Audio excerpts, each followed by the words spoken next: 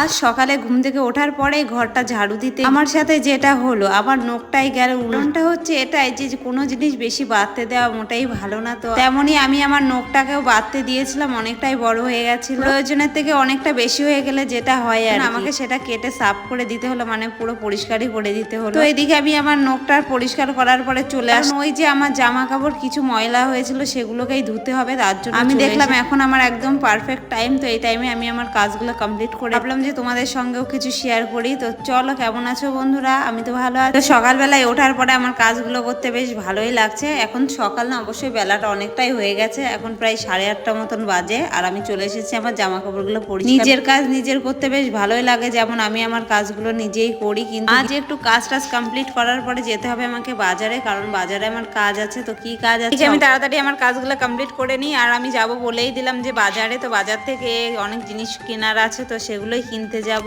আর এদিকে আমি তাড়াহুড়ো করছি, কারণ বেরিয়েছে প্রচুর রোদ। রোদটা থাকতে থাকতে আমি চাইছি যে আমার জামা কাপড়গুলো ধুয়ে মিলে দিই, যাতে তাড়াতাড়ি শুকিয়ে যাবে। কারণ এখন যখন তখন বৃষ্টিও চলে আসছে, কারণ জামা কাপড় ধোয়ার পরে যদি সেটাকে আবার ঘরের মধ্যে ভেজা জামা কাপড় আবার দলা করে রাখা হয়, তাহলে সেগুলো দিয়ে বাজে একটা গন্ধ হয়। তার জন্য তাড়াতাড়ি করে আমি ভাবছি রোদ আছে, আমি কাজগুলো কমপ্লিট করে নিই। আর মেয়ে তো পড়তে চলে গেছে বলেই দিলাম। মেয়ের পড়তে যাওয়ার এই ফাঁকে আমি আমার কাজগুলো কমপ্লিট করছি। আর মেয়ে আসার আগে আমার টান করে আমি ভাবছি যে আমার রান্নাটাও কমপ্লিট করে নেবো, যাতে মেয়ে আসার পরে আর আমার কোনো কাজ না থাকে। চলো দেখতে থাকো আমি কি কি করি।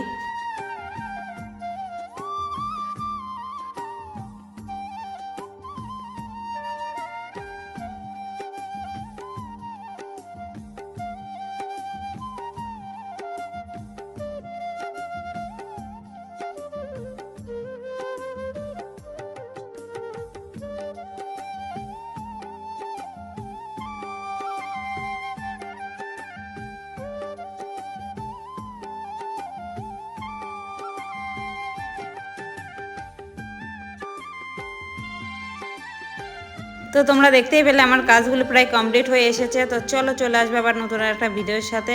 আমি ততক্ষণ স্নান টান করে রেডি হয়ে নিই।